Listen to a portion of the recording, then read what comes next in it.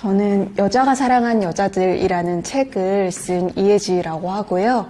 그리고 지금은 한겨레 신문에서 질투는 나의 힘이라는 인물론 칼럼 연재하고 있습니다. 사실 저의 최초의 직장은 영화 제작사의 기획실이었어요. 놀랍게도 저의 첫 작품은 건축학개론입니다. 좀 더 글을 쓰는 일을 하고 싶어졌는데 마침 시내21에 공채 공고가 나서 평생 영화 일을 할 줄 알았는데 GQ라는 남성 패션 라이프스타일 매거진이 있어요. 굉장히 피처가 강하고 텍스트와 글이 중요한 잡지였습니다. 패션만큼이나. 그 후로는 쭉 패션 라이프스타일을 다루는 매거진에서 피처 일을 하게 되었어요. 총체적인 문화를 다루는 칼럼들이 있죠. 그거를 아우르는 걸 피처 에디터라고 합니다. 넓으면서도 자기만의 전문성을 찾아서 좀 한 분야를 커버하게 되는데 저는 그중에서 좀 인터뷰라는 일, 그리고 뭐 영화랑 문학도 꽤 관심이 많았고 그래서 그런 쪽으로 쭉 파내려 갔던 것 같아요. 에디터는 결국 콘텐츠를 기획하는 사람이거든요. 매일매일 글을 쓰진 않되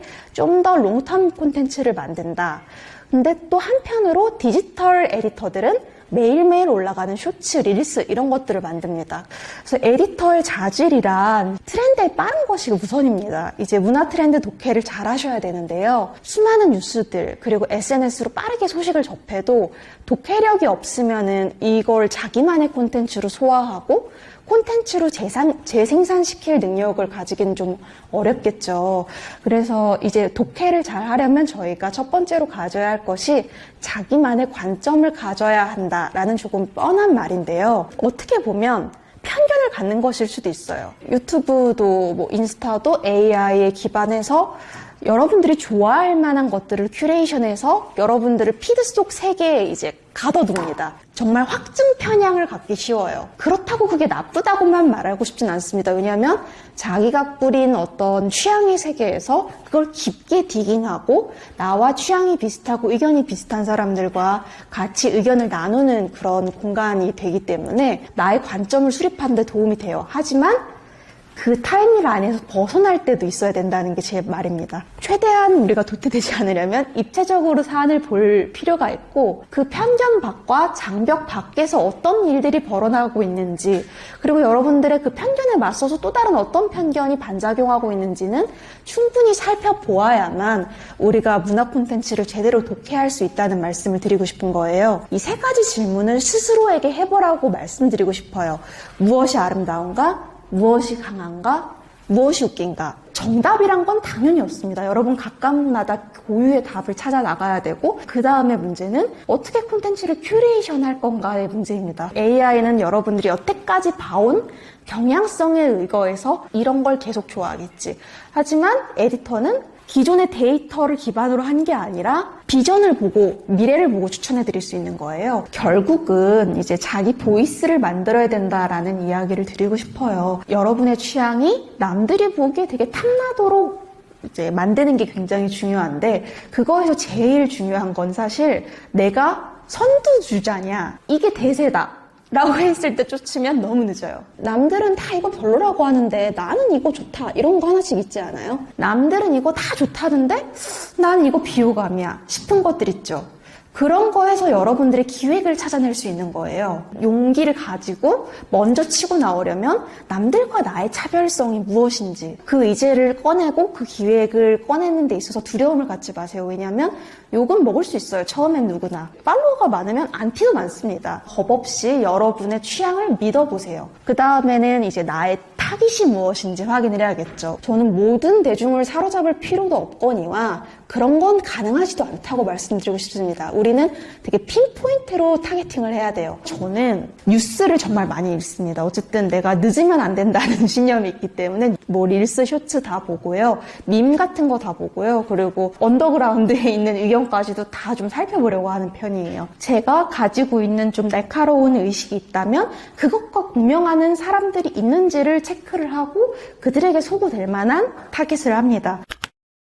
기획이 있으면 그 기획을 뒷받침할 스폰서가 있어야 돼요. 돈 쥐고 있는 거 누구죠, 여러분? 브랜드입니다. 여러분들이 소구하고자 하는 이슈와 그 이슈에 딱 맞는 브랜드를 여러분들이 잘 매칭시킬 줄 알아야 되고 그 브랜드에 가서 잘 PR할 줄 알아야 된다는 거죠. 제가 코스모폴리탄 재직 중일 때 5월 가정의 달 특집 기사로 모던 패밀리라는 걸 했어요. 사유리 씨와 그리고 그리고 김규진 부부, 홍석천 가정, 다문화 가정인 이면주 아나운서와 다니엘 작가의 가정, 이렇게 4가정을 우리 이 시대의 모던 패밀리라는 제목으로 제가 기획을 했는데요. 싱글맘, 동성 부부, 그리고 다문화 입양 가정까지 한번 들어본 거예요. 패션 매거진 피처 기사가 바이럴 되기 쉽지 않습니다. 그냥 포털에 노출되지도 않고, 근데 바이럴이 SNS에서 굉장히 잘 돼서 결국 일간지나 그리고 온라인 뉴스에서도 많이 퍼졌고 그만큼 받아들인 사람도 많았다. 코스모폴리탄의 원래 슬로건이 Fun, Fearless Female이었어요.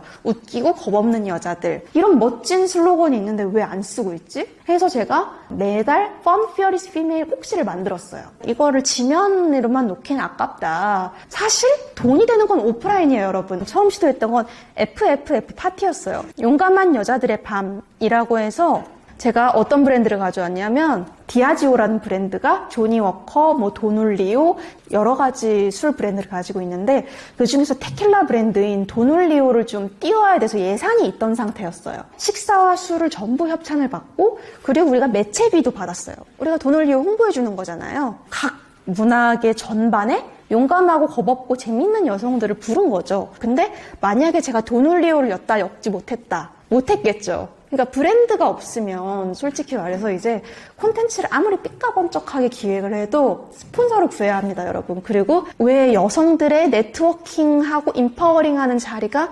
도놀리오라는 뜨거운 데킬라랑 성격이 잘 맞는지 설득해 보여야 돼요. 그렇기 때문에 우리가 아까 정립했던 나만의 관점, 만들었던 나만의 취향, 선제적으로 제시할 것, 그 다음에 이제 필요한 것이 돈이다. 그런 얘기입니다. 어쩔 수가 없다의 버즈와 박찬욱의 버즈 중에 누가 더 컸다고 생각하세요?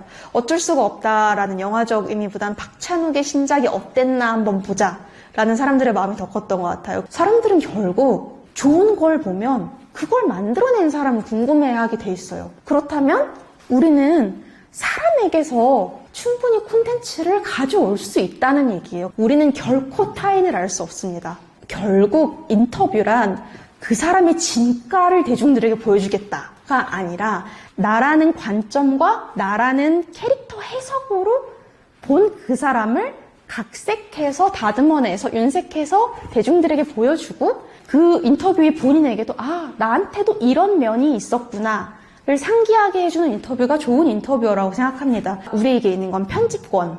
A부터 G까지 얘기를 나눈 걸 고스란히 인터뷰로 옮기면 그건 정말 재미없는 인터뷰가 될 겁니다.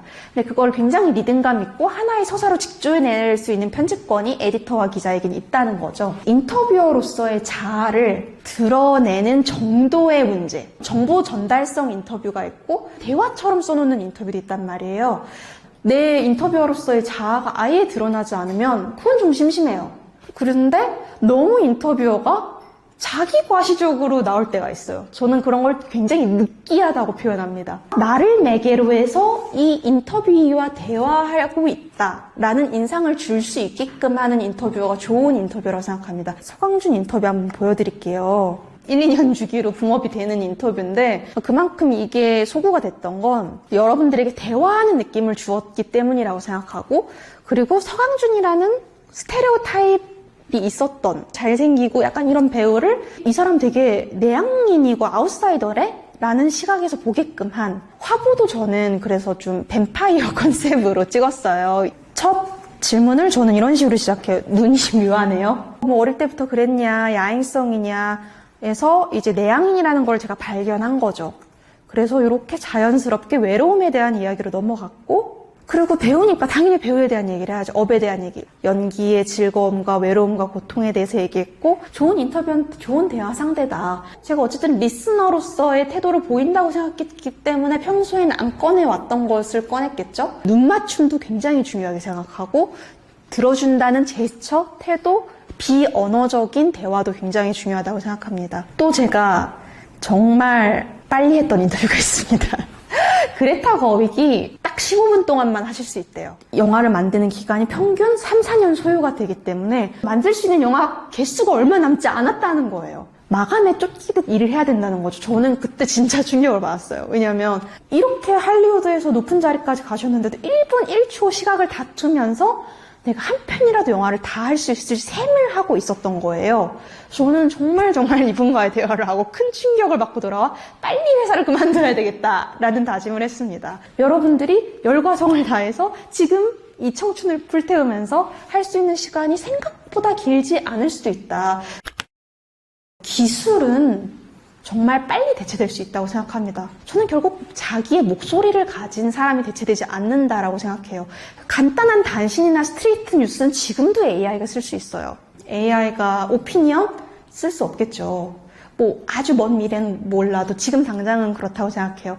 그리고 사람들은 여전히 우리가 믿을 만한 스피커, 우리가 믿을 만한 인플루언서의 목소리를 듣고 싶어 한단 말이에요. 그런 존재로서의 에디터 및 콘텐츠 기획자는 살아남는다고 저는 감히 예측을 하고 싶고요. 단 한 가지만 유능하게 할 수 있는 전문가보단 뭐든지 유연하고 어디에 갖다 붙여도 뭘 하는 인재가 사실은 살아남지 않을까 생각을 해요. 냉장고에 코끼리를 넣는 직업이다. 말도 안 되는 걸 하라고 해요. 실제로 데스크가. 근데 그걸로 단련되는 것은 온갖 잡일, 잡기, 육체노동을 비롯해서 대인관계, 네트워킹의 기술, 브랜드에게 구걸해서 돈을 빌려오는 능력. 그래서 굉장히 총체적인 자질이 요구되는 게 에디터인데 이런 잡일을 할 수 있는 사람이 어디에 붙여놔도 그냥 일을 한다. 어쨌든 나의 목소리를 가져야만 이 척박한 생존 환경에서 살아남을 수 있을 것이다. 이 세계에 대한 지극한 관심과 사랑을 가지고 있지 않으면 할 수가 없어요. 하나 추천드리고 싶은 책이 있어요. 프루스트의 질문들, 당신의 가장 큰 적은? 죽기 전에 마지막으로 식사를 할 수 있다면 하고 싶은 사람은? 이런 식의 되게 직관적이고 재미있는 질문들이 많거든요. 인간에 대한 이야기만 물어볼 수는 없거든요. 왜냐하면 그 사람도 홍보 니즈가 있어서 만난 거기 때문에 작품 얘기와 인간으로서 가진 가치관 같은 것들을 잘 버무려내서 하나의 이야기로 만들어내는 인터뷰가 좋은 인터뷰로 생각하면서 플로우를 짭니다. 처음에는 좀 스몰톡으로 시작했다가 본격적인 작품 이야기를 해서 깊이 들어갔다가 그 다음에 다시 조금 일상적인 이야기로 나와요. 못해도 최근 3년간 그 배우가 했던 인터뷰는 다 읽고 가는 편이에요. 왜냐하면 똑같은 얘기 또 묻기 싫어서. 정말 심할 때는 한 50개 정도 질문을 뽑아갑니다. 근데 그거를 다 하진 않고 상황을 봐서 이 대화 맥락에 맞는 질문들을 꺼내서 해요. 본인이 대화 흐름을 장악하고 싶어 하시는 인터뷰이가 있어요. 그러면 저는 그분한테 맡깁니다. 적절한 리액션만 해서 나오는 인터뷰도 있어요. 그리고 정말 말수가 없거나 자기를 꺼내 보이고 싶어 하지 않아 하는 경우일 때 오히려 제가 숨기고 간 비장의 무기들을 꺼내서 이래도 대답 안 해줄 거야? 인터뷰할 때 그렇게 시작하거든요. 저랑 진짜 편하게 얘기하시고 인터뷰 내보내기 전에 드릴 거고 거기서 원치 않으시는 표현이나 좀 왜곡되었다고 생각하는 표현이 있으시면 다 빼고 다 수정하고 할 테니까 일단 대화는 편하게 나누세요 라고 확신을 드리고 시작을 합니다. 기자나 에디터로서의 자존심이 없다 라고 얘기하는 사람도 있어요. 저는 그렇게 생각해요. 저도 한바탕 얘기하고 나면 집에 오는 길에 이 말은 하지 말 걸 그랬다 하고 그냥 친구와의 대화 자리에서도 그렇게 돌아오는 길에 생각하게 되잖아요. 자기가 한 말을 주워 담을 수 있는 기회를 줘야 된다고 생각합니다. 상반기에 퇴사를 했기 때문에 아직 어떤 고정적인 수입의 파이프라인이라거나 이런 건 전혀 없어요. 당분간은 그런 시기가 있을 수밖에 없다고 생각해요. 우리가 자립을 하려면. 근데 한 가지 확실했던 건 나에게 남은 세월이 얼마 없어. 근데 나한테 하고 싶은 투두 리스트는 많아. 저와 비슷한 처지에 있는 작가들과 네트워킹을 하면서 그들과 이제 잘 친해져 보니까 다 90년대생이에요.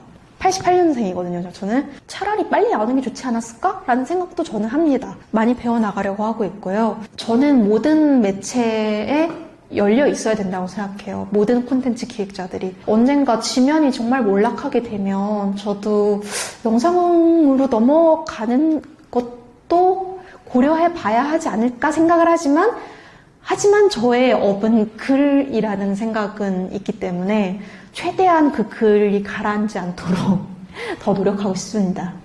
와주셔서 감사합니다.